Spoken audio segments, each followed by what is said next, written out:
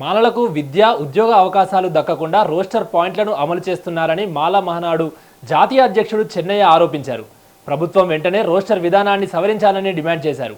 లేదంటే మాలల రాజ్యాంగబద్ధ హక్కులను కాలరాయడమే అవుతుందని అన్నారు. హైదరాబాద్లోని హైదర్గూడలో ఏర్పాటు చేసిన సమావేశంలో ఆయన పాల్గొని మాట్లాడారు.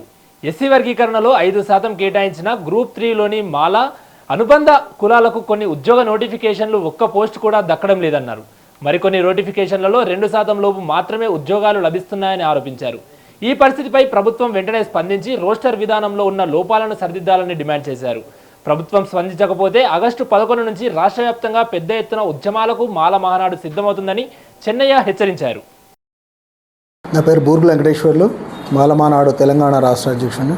ఇవాళ ముందుగా ముఖ్యంగా ఏదైతే ఎస్సీ వర్గీకరణ జరిగిందో దాంట్లో మాలల జనాభా దాదాపుగా తక్కువ చూపించారు.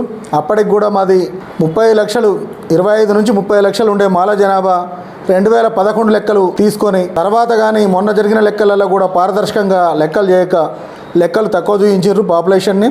సరే, అయినప్పటికీ ఏదైతే 5% ఈ ప్రభుత్వం వర్గీకరణలో మాలలకు కేటాయించిందో గ్రూప్ 3లో పెట్టి ఆ 5% కూడా రోస్టర్ పాయింట్లలో ఉద్యోగాలలో మిగతా ప్రమోషన్లలో కూడా రిజర్వేషన్లు మాలలకు దక్కకుండా మరి ఈ అధికారులు అసంబద్ధంగా ఈ రోస్టర్ పాయింట్లను ఏర్పాటు చేసిండ్రు.